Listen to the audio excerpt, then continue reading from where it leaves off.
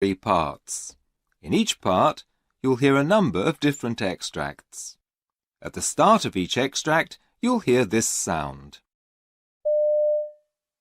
You'll have time to read the questions before you hear each extract, and you'll hear each extract once only. Complete your answers as you listen.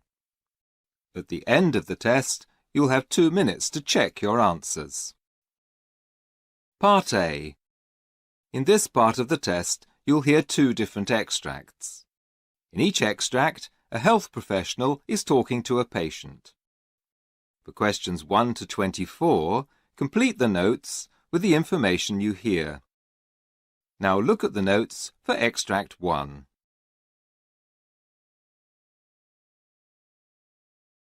Extract 1, questions 1 to 12. You hear a gastroenterologist talking to a patient called Martin Rush. For questions 1 to 12, complete the notes with a word or short phrase.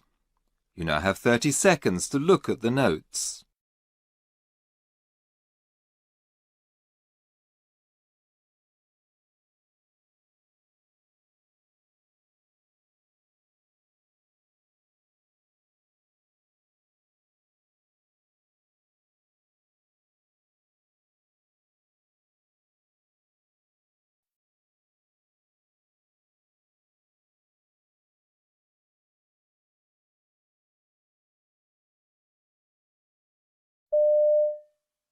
So, Martin, you've been referred to me by your GP, and I've got your notes here.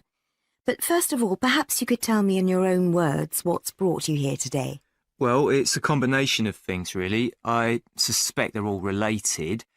I've been getting really bad heartburn. It's quite extreme and always worse after I've eaten.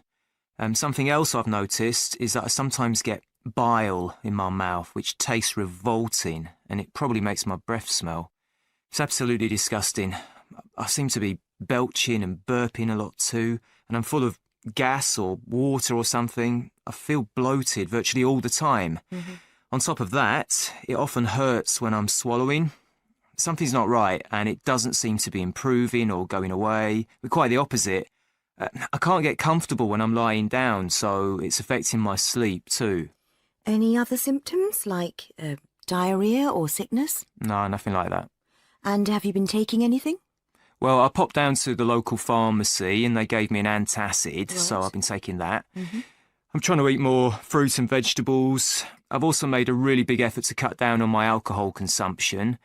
I don't really know if that's going to help or not. And I find that going for a walk after dinner helps. That way I don't feel quite so bad when I go to bed. Well, it sounds like you've done the right thing in coming to see me. You do seem quite concerned. Well, I am worried. I mean, what if it's an ulcer or something? I would absolutely hate that. I can't stand the thought of not being able to eat properly. I love going out to eat in restaurants, and that would be the end of that, wouldn't it? Not only that, but I don't want to lose a lot of weight and get thin. I've always been quite fit and strong, and the last thing I want is to go all weedy looking. And then there's my job. I work on a construction site and I don't want to have to ask my colleagues to do things for me or depend on them for anything. I'm a project manager, so I can't afford to take time off if I'm ill. Yeah, taking time off work would be a big problem for me. From what you've said, I don't think it'll come to that. Could you look into it, though? I mean, do some tests. I reckon that'd give us a clue as to what's going on. I'm just worried I might need to have surgery. That'd be awful. I'd really hate that. OK, well, I think we're getting ahead of ourselves a bit. Could you just talk me through any major illnesses or accidents you've had in the past? Well, there's not much to report. When I was small, I had whooping cough. Then I went travelling around Central Asia 4 years ago and managed to get a bug, some food poisoning thing. And the only other thing was last year I was helping my friend move house. I slipped a disc. I felt my back go when we were picking up a heavy sofa. Right. And one last question before I take a look at you about medication. Where are you with that? Well, I'm still on the blood pressure tablets my GP gave me 3 years ago, the Ramipril. That's the only medicine that I'm actually prescribed. Otherwise, I do tend to take a fair amount of ibuprofen because of the work I do. I get a very sore knee because I'm often working on all fours on pretty hard surfaces. That's about it as far as medication's concerned, though. OK. Well, thank you for all that background. That's really useful. What we need to do now is...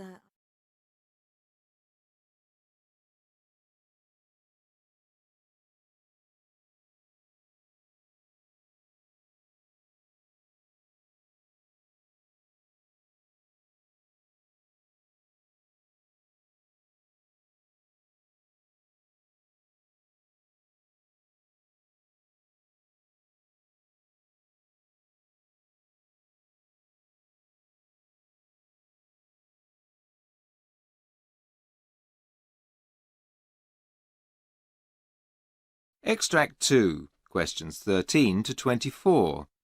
You hear a physiotherapist talking to a patient called Sally Winter. For questions 13 to 24, complete the notes with a word or short phrase. You now have 30 seconds to look at the notes.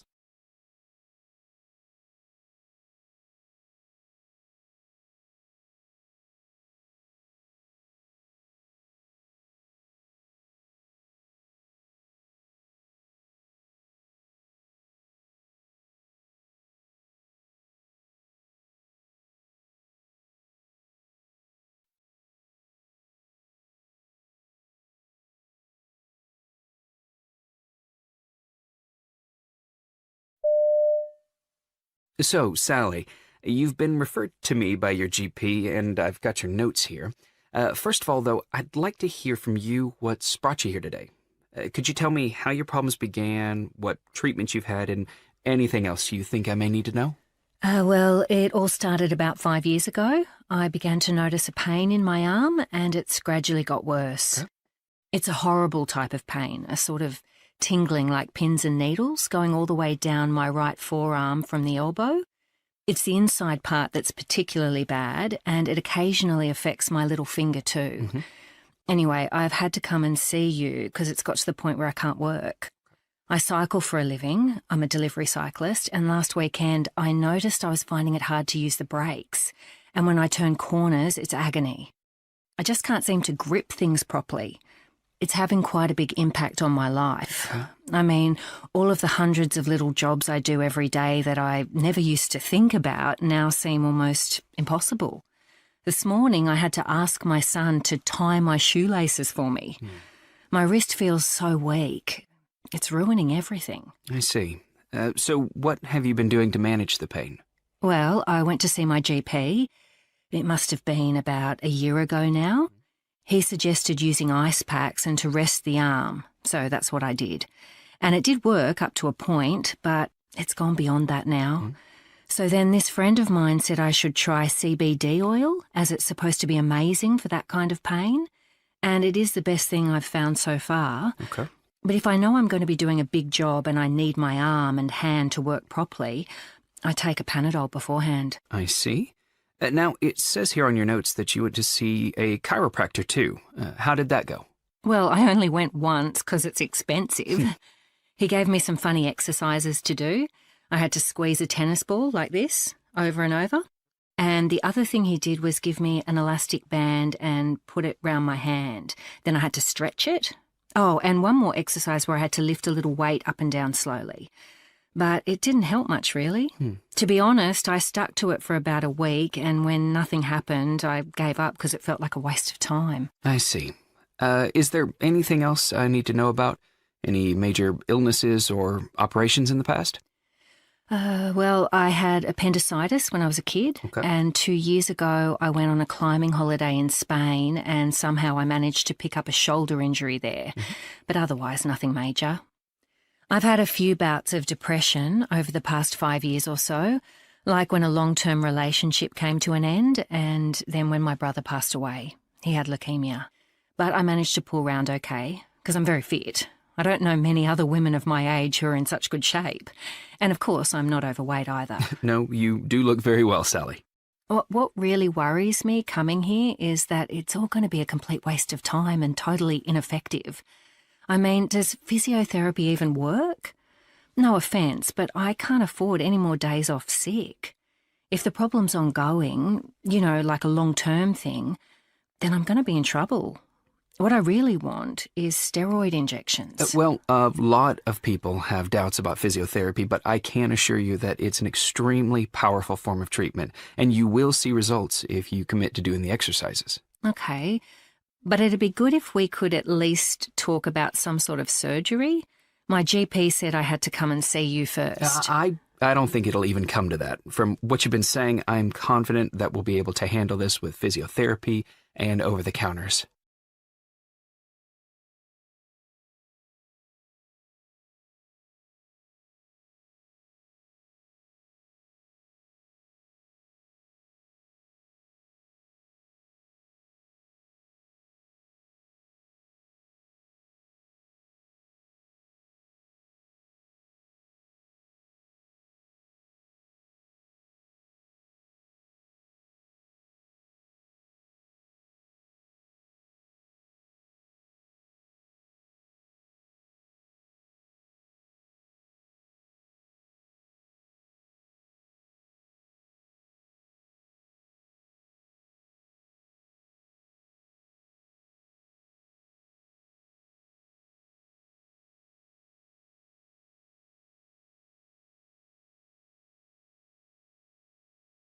That is the end of Part A. Now look at Part B. Part B. In this part of the test, you'll hear 6 different extracts. In each extract, you'll hear people talking in a different healthcare setting.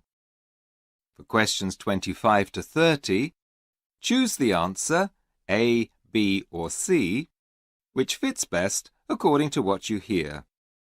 You'll have time to read each question before you listen. Complete your answers as you listen. Now look at question 25. Question 25. You hear a nurse talking to a patient whose 6-month-old baby is having childhood immunizations. Now read the question.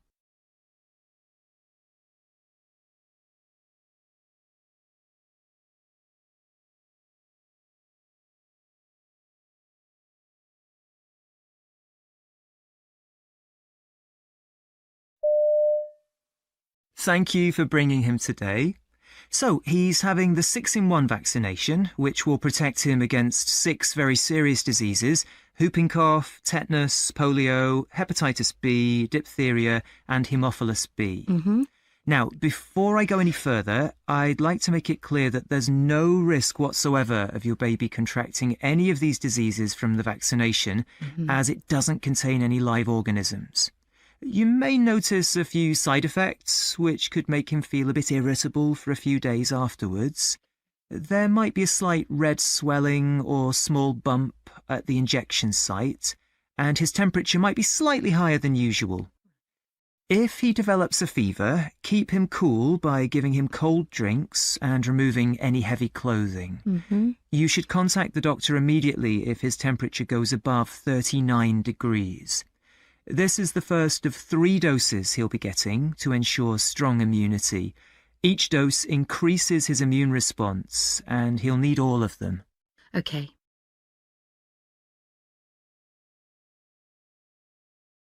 Question 26. You hear a pharmacist talking to a customer about an emergency contraceptive. Now read the question.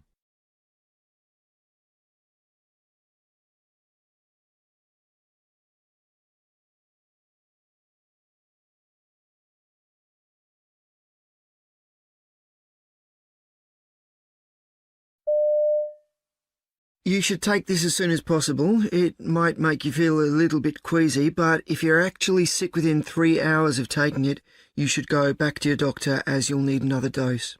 Oh, really? How likely is that? It doesn't usually take much to upset my stomach, and I'm about to start a long shift. There's no way my manager will let me off to see a doctor. Well, if you're really worried, I can give you something over the counter, but you might still feel nauseous, and it'll probably make you a bit drowsy. Oh, it doesn't matter. I'll just have a coffee and take it easy. I can't risk throwing up, though. I don't want to have to take more time off for another appointment. It's really inconvenient.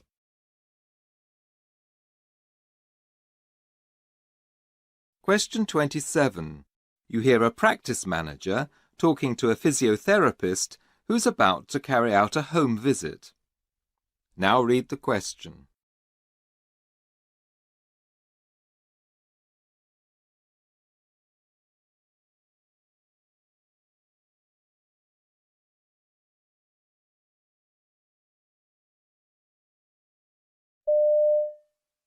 Mrs. Rumble hasn't come to any of her appointments so far, and we're not quite sure why. She needs acute therapy after her knee replacement, and we can't have her missing them. Anyway, we've agreed for her to have a few home visits first, and then, hopefully, after a while, she'll feel more positive about coming in. While you're there, maybe you can check her reasons for not wanting to come to the practice. Oh, and give her daughter a quick ring first to make sure they're both expecting you. There have been a lot of misunderstandings with these appointments. She also needs to sign these forms. If you could help her check the information's correct, I've already filled them out for her, but she needs to sign the bottom. When she's done them, can you bring them back here and give them to the receptionist?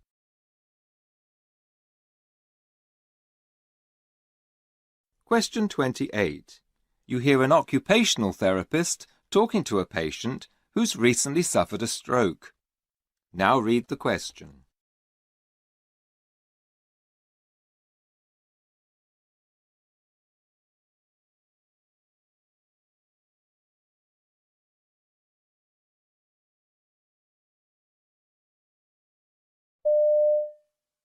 So today we're going to be looking at how to improve your upper arm strength, and I'm also going to show you some exercises which will help you increase the dexterity in your hands. Is there anything in particular that's causing you concern or discomfort? Well, my left hand is the main problem. I feel like I can't rely on it. It's all weak and wobbly, and sometimes it suddenly goes floppy, or the muscles will go tight and start twitching and shaking about all on their own. There's nothing I can do about it. I can't grip things properly either, and of course I need the other hand for my walking stick. I really don't want to end up having an accident because I've not been able to pick up a cup of tea or hold on properly to a stair rail or something like that.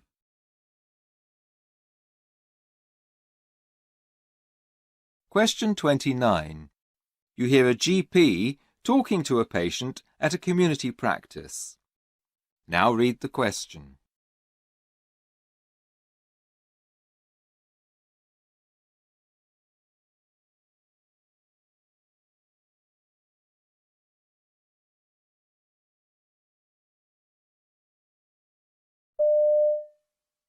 So I understand that my 15-year-old daughter came to see you a few days ago. I don't want to snoop or betray her trust, but I would like to know what the rules or laws in England are regarding confidentiality. I mean, surely as her parent, I'm allowed to know what's going on. Well, under 16s are entitled to come and see us in confidence if they're believed to be competent enough to fully understand the situation. We don't disclose information, even if it's extremely sensitive, unless there's a grave risk of serious harm. But how am I supposed to look after her properly if she's really sick and hiding it from me for some reason? I'm not happy about this at all. I wonder why she's not telling me. We would always encourage a young adult to discuss issues with their parents, but in extreme cases, yes, the law does require us to report information in order to protect the patient.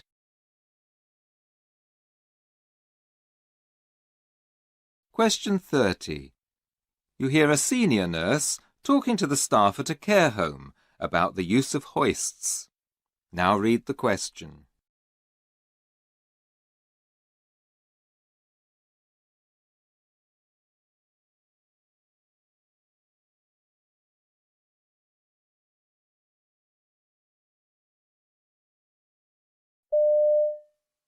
As you can see, we have hoists in all the bathrooms.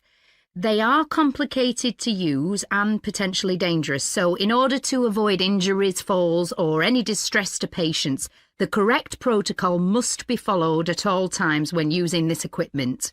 It's absolutely vital that a handling plan is completed for all patients who need to be moved using this type of equipment.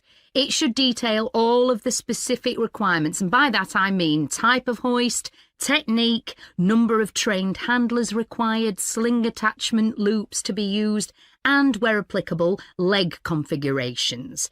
Everybody should go through this checklist with another member of staff every single time before using one, and nobody is to use one if they haven't attended the relevant course.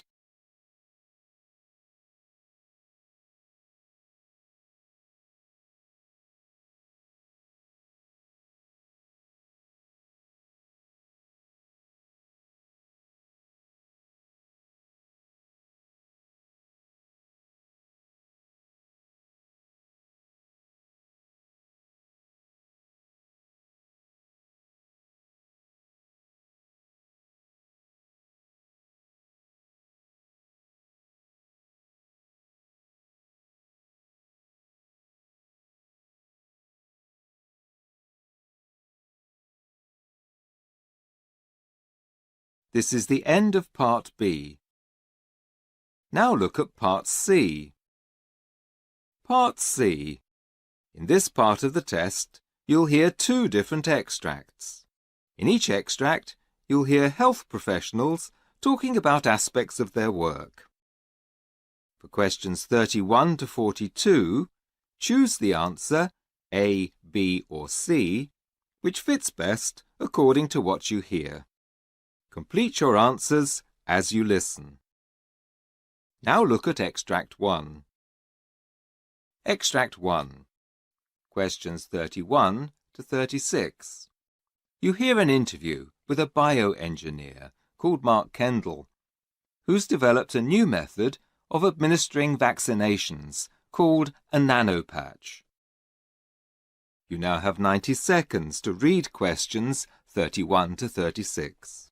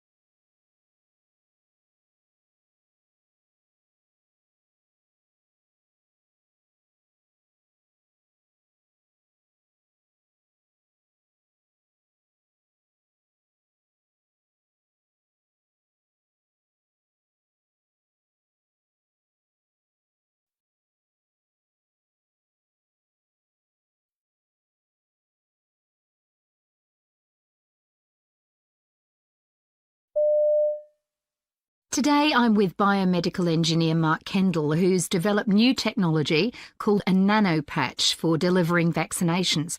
Mark, why is this new innovation necessary? The needle and syringe method is more than 160 years old.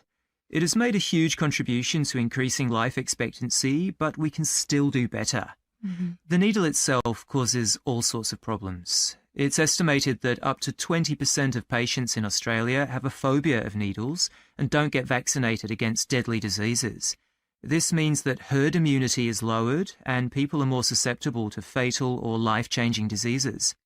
Not only that, but infections caused by needles are thought to contribute to as many as 1.3 million deaths per year worldwide. So, what exactly is the nanopatch and why does it work so well? It's a very small patch, 1 square centimetre, and it weighs very little.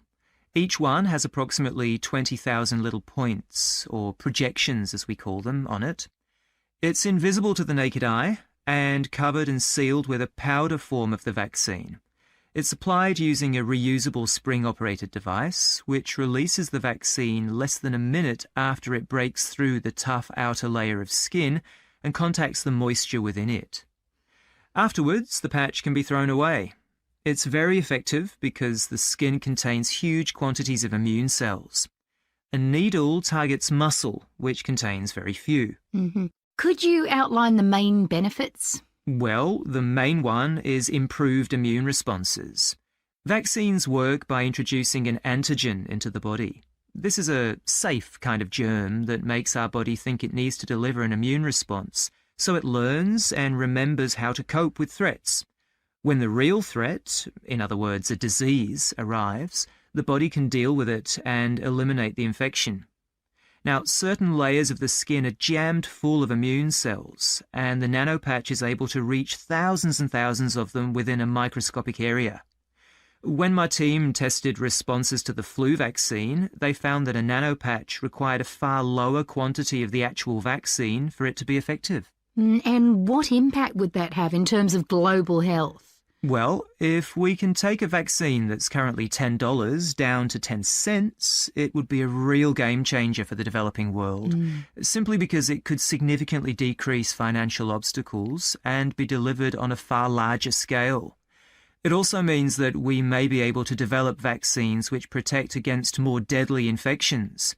When we consider the big three, HIV, malaria and tuberculosis, which cause more than 7 million deaths per year, there are currently no effective vaccinations for any of them.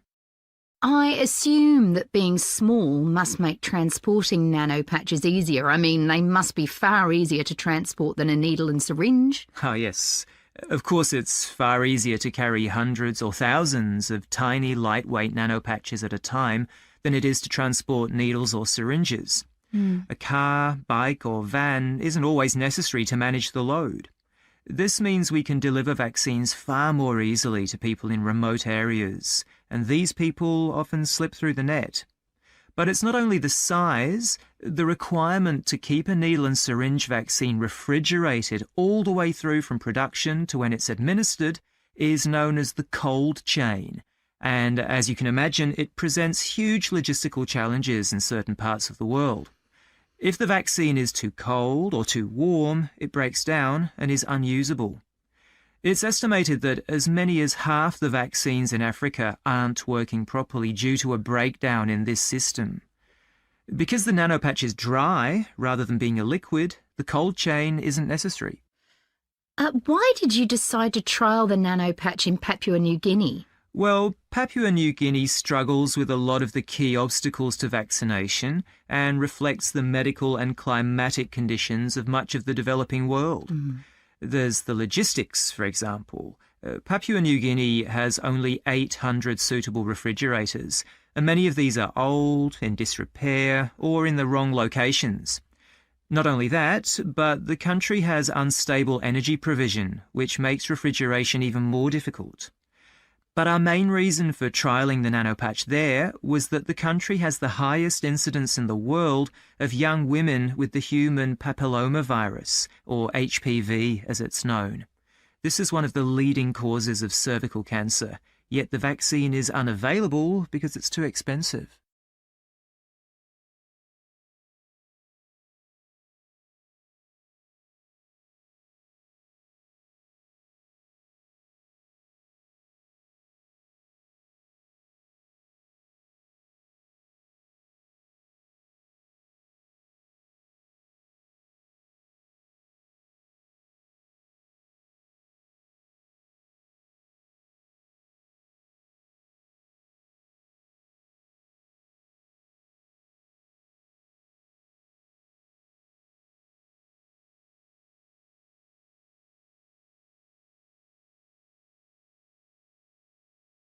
Now look at Extract 2.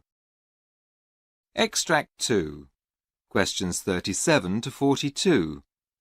You hear a practice nurse called Bruce Wilkins giving a presentation about a project aimed at delaying the onset of dementia amongst older patients.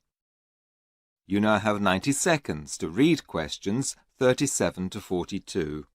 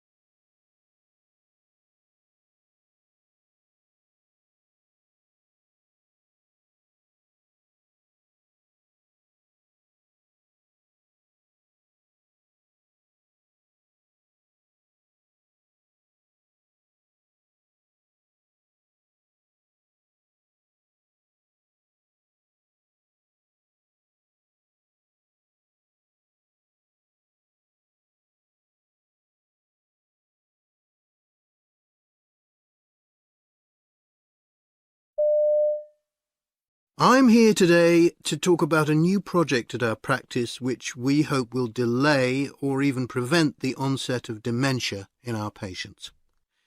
Dementia is on track to be the deadliest disease of the century, and globally it poses the greatest healthcare and social challenges. A recent study revealed that preserving and improving brain health throughout life could reduce the number of cases by up to 35%. And it was this that prompted us to try something different. The research identified 9 potentially modifiable health and lifestyle factors which can increase or reduce risk. We've decided to take this on board and roll out an inexpensive, small-scale and very simple project. The starting point was to get as many patients as possible to go for a test with an audiologist. Listening to the radio, watching television and picking up meaning in a conversation provide access to a cognitively rich environment. This helps to build something called cognitive reserve, where the brain strengthens its networks and makes it more resilient to deterioration in later life. This explains why the most important risk factor for dementia is having a hearing loss after the age of 45. So, we sent all of our patients over this age a text message giving them information about where they could find a local audiologist. GPs follow this up at their next appointment and discuss the outcome. It turned out that quite a few patients had been struggling with hearing aids, so one of our receptionists was trained to solve technical problems and she helps them get back on track. The study showed that learning new skills throughout life also builds cognitive reserve. Certain activities have been found to offer particularly effective protection because they form and strengthen brain synapses, and I'm convinced that the most efficient two are learning a foreign language or a musical instrument. So the second thing we did was set up 2 free learning groups for anyone over the age of 45. We asked patients to suggest what they'd most like to learn, and then worked out what we could realistically offer at a minimal cost, and we've ended up with guitar and French lessons. They're very popular, and sparked demand for other groups, such as a book club and a model airplane building group. My favourite part of the project is the activity groups run by an ex-GP called George. He's recognised that what's good for the heart is good for the brain. The combined risk factor for dementia of physical inactivity, obesity and hypertension was 9%. George is a very keen walker and organises a group which meets twice a week to walk through the beautiful countryside we're lucky enough to have on our doorstep.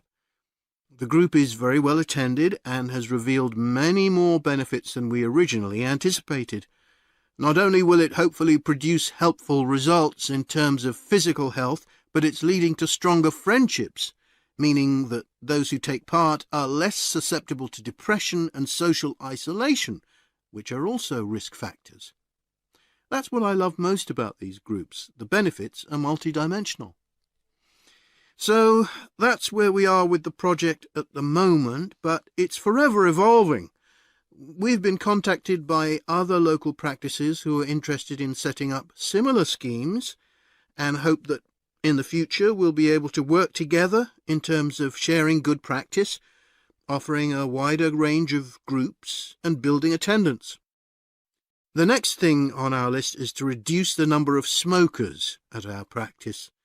This would lead to huge benefits across the board, so finding an alternative to the usual cessation groups, which are very poorly attended, would be a game changer, not only financially but practically too. Ultimately, I'd like to see ideas like ours being shared more freely at a national level. We could be missing out on opportunities that would make a huge difference.